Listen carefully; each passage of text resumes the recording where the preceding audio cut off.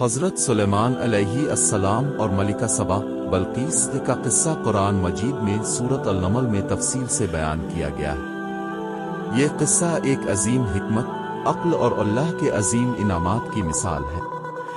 حضرت سلیمان علیہ السلام کو اللہ تعالیٰ نے ایک عظیم بادشاہت عطا کی تھی، جس میں انسان، جنات، پرندے اور دیگر مخلوقات شامل تھے۔ آپ کے پاس علم اور حکمت کی دولت بھی تھی، اور آپ کی بادشاہت میں تمام مخلوقات آپ کے حکم کے تابع تھیں۔ ایک دن حضرت سلیمان علیہ السلام اپنے دربار میں پرندوں کی حاضری لے رہے تھے کہ انہوں نے ہدہد کو غائب پایا۔ حضرت سلیمان علیہ السلام نے ناراض ہے کر کہا کہ اگر ہدہد فوراً پیش نہ ہوا تو اسے سخت سزا دی جائے گی۔ کچھ دیر بعد ہدہد آیا اور ایک اہم خبر لے کر آیا۔ ہدہد نے بتایا کہ وہ سبا کی سرزمین پر گیا تھا، جہاں اس نے ایک عظیم الشان ملکہ بلقیس کو دیکھا جو سورج کی عبادت کرتی تھی، اور اس کی قوم بھی اسی طرح مشرکانہ عقائد کی پیروی کرتی تھی۔ حضرت سلیمان علیہ السلام نے ہدہد کے ذریعہ ایک خط بلقیس کے پاس بھیجا جس میں اسے اسلام قبول کرنے کی دعوت دی گئی۔ اس خط میں لکھا تھا، یہ سلیمان کا خط ہے اور اللہ کے نام سے ہے جو بہت مہربان اور رحم کرنے والا ہے۔ تم میرے سامنے سر تسلیم خم کرو اور اسلام قبول کرو۔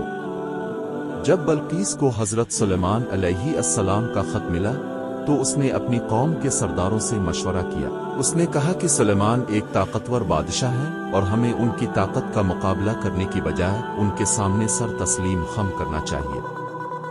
سرداروں نے مشورہ دیا کہ پہلے حضرت سلیمان علیہ السلام کو کچھ تحائف بھیجیں اور دیکھیں کہ ان کا رد عمل کیا ہوتا ہے۔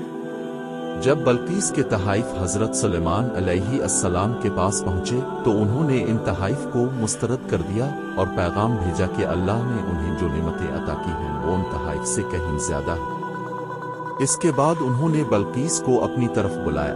حضرت سلیمان علیہ السلام کے دربار میں ایک جن نے کہا کہ وہ بلقیس کا تخت اتنی دیر میں لے آئے گا جتنی دیر میں حضرت سلیمان علیہ السلام اپنی جگہ سے الف اٹھیں گے۔ لیکن حضرت سلیمان علیہ السلام کے ایک وزیر جس کا نام آصف بن برخیا تھا نے کہا کہ وہ بلقیس کا تخت پلک جھپکنے کی دیر میں لے آئے گا۔ چنانچہ آصف بن برخیا نے اللہ کے نام کا ورد کیا اور بلقیس کا تخت پلک جھپکنے میں حضرت سلیمان علیہ السلام کے سامنے حاضر کر دیا۔ تخت بہت ہی شاندار اور زیورات سے آراستہ تھا اور اس کی تعمیر میں قیمتی جواہرات اور سونے کا استعمال کیا گیا تھا۔ یہ تخت بلقیس کی سلطنت کی عظمت اور شان کا مظہر تھا۔ حضرت سلیمان علیہ السلام نے حکم دیا کہ اس تخت میں کچھ تبدیلیاں کی جائیں تاکہ یہ دیکھا جا سکے کہ بلقیس اپنے تخت کو پہچانتی ہے نہیں۔ جب بلقیس حضرت سلیمان علیہ السلام کے دربار میں پہنچی اور اسے اس کا تخت دکھایا گیا تو اس نے کہا، یہ تو میرے تخت کی طرح ہی ہے۔ اس سے پتہ چلتا ہے کہ بلقیس نے اپنے تخت کو پہچان لیا تھا، لیکن وہ حضرت سلیمان علیہ السلام کی حکمت اور اللہ کے معجزات پر حیران ہو گئی۔ بلقیس نے حضرت سلیمان علیہ السلام کی حکمت اور اللہ کی نشانیوں کو دیکھ کر اسلام قبول کر لیا اور اللہ کے حضور سر تسلیم خم کیا۔ یہ قصہ ہمیں یہ سکھاتا ہے کہ اللہ کی طاقت اور حکمت ہر چیز پر غالب ہے اور ہمیں ہمیشہ اللہ کی طرف رجوع کرنا چاہیے۔